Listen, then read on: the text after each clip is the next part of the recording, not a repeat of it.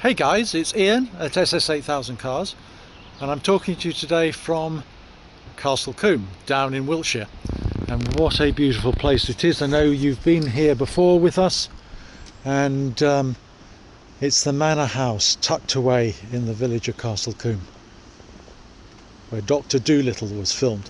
And really the subject of this video is really to chat about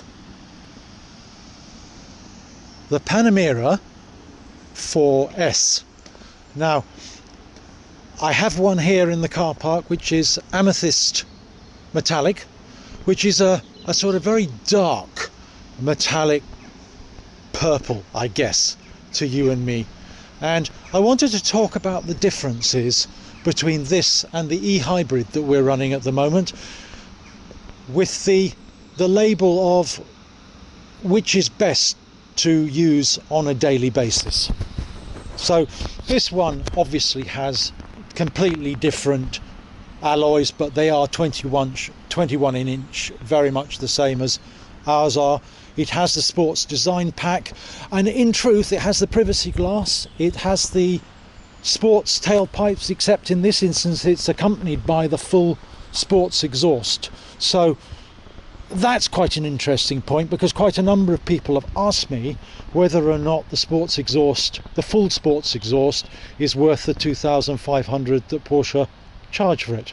Otherwise, very similar specification. It's a black leather interior, doesn't have the sports seats, but it has a lot of the extras that you really probably want on the car. Doesn't have the 4-zone climate control, and I'll go through the interior a little bit with you at a later date. But I just wanted to sort of put it in context, show you the outside of the car, and we'll chat a little bit about this as an everyday prospect in comparison with the e-hybrid.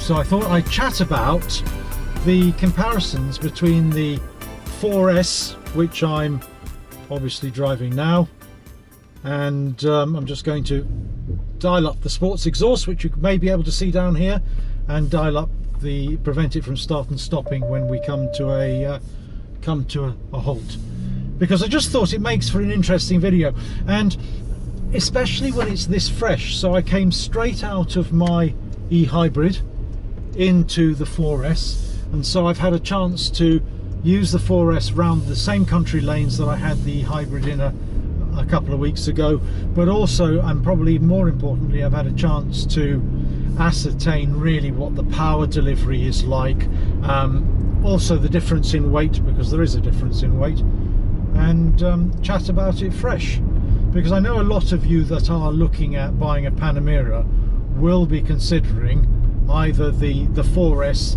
and or the sorry, not and probably, but or the e-hybrid. Now, the first thing to state is, in terms of performance, there's not a huge difference between them, because the performance in the 4S, it's a lighter car, so we're talking about probably 1980 kilos as opposed to 2.35, so it is a bit lighter, and I'm not sure you noticed that the 4S has 440 HP and the e-hybrid has 462, so a little bit more in the e-hybrid. Probably need that, at least because of the extra weight that you're pulling around.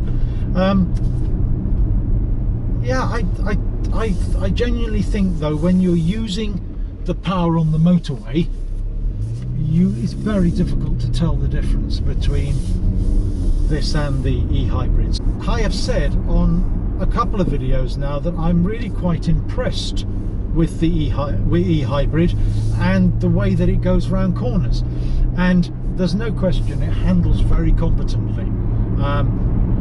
However, I'd probably go as far as saying it doesn't handle like a sports car. It handles incredibly well for a saloon. and I think that's the major difference. Whereas this actually handles like a sports car.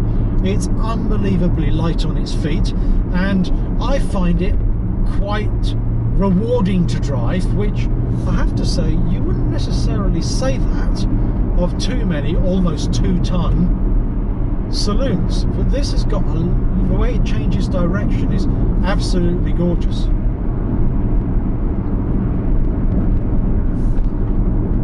So again, we have the Sport Chrono package on this, which I think may well be an option on the 4S. But anyway, we have the sports exhaust activated, and we're in sport. So it's nice. It's nice to drive it. I have it in the lowered setting, which you can see here, which automatically puts the chassis in sport. But over here, this is the drivetrain effectively. It just has a nice turn. It turns in well, and it holds its line with a minimum of roll. I mean, there's almost no roll in this car, which does surprise me a little, given it's a quite heavy beast.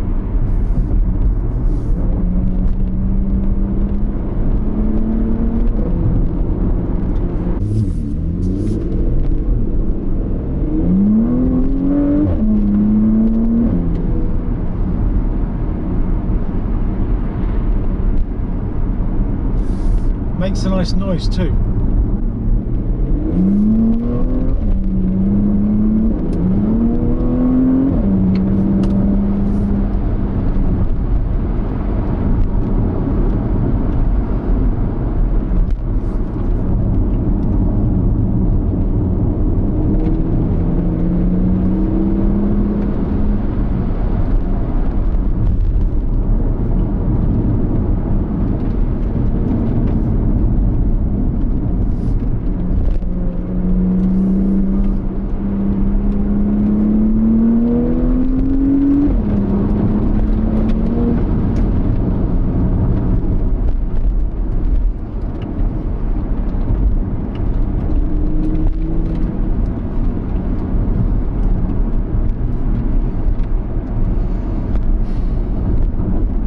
The only thing you have to remember on the country lanes specifically is that this is quite a large car, and so as a consequence it's, you know, you have to be careful of oncoming traffic. So back to, you know, direct comparisons, which one would you choose? Okay, the first thing is that the car is definitely it depends what you need the car for. I think my specific circumstances, where I drive a lot in London, I think it makes sense for me because I'm going to get good fuel consumption, and on top of getting good fuel consumption, I'm actually not going to pollute the atmosphere when I'm in built-up areas. So for me, that achieves a purpose. Once I've got to the point of being able to charge in London, then it's job done for me. I'll not be using the combustion engine at all. So definitely the electric one for me. That is also because I have other cars. So, you know, we have the McLaren 675 LT, and on top of the McLaren 675 LT we're soon to have the GT3 and the 991-2 GT3, so which we're excited about, now due to come out of production on the 1st of March. So it's not a simple question in that sense. For me, it makes a huge amount of sense. If I'm going to be driving quickly, I'm more likely to take one of the dedicated sports cars, and I want to be able to use my car in town. I think if I was choosing one car, and you know, this is a wonderful car to be able to choose as your car, I would probably have the 4S.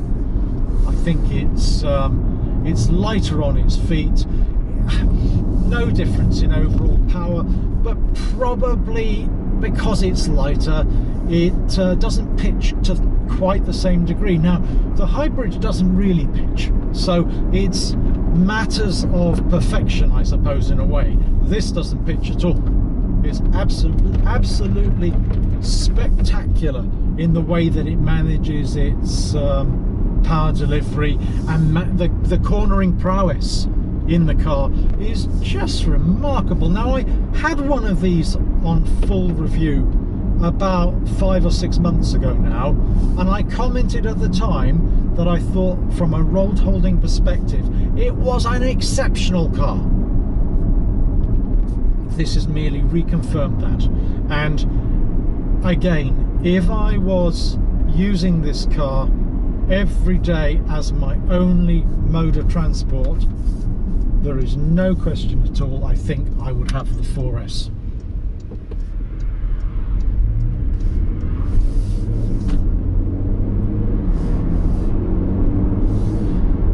In terms of the sports exhaust, which would I go for?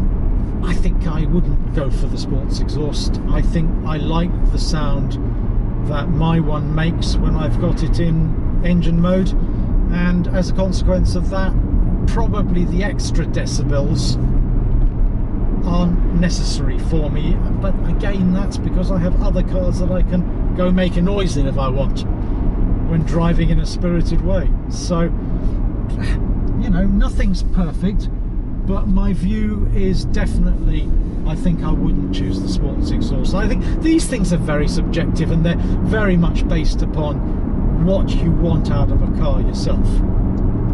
If it was to be my only car, there's a difficult one.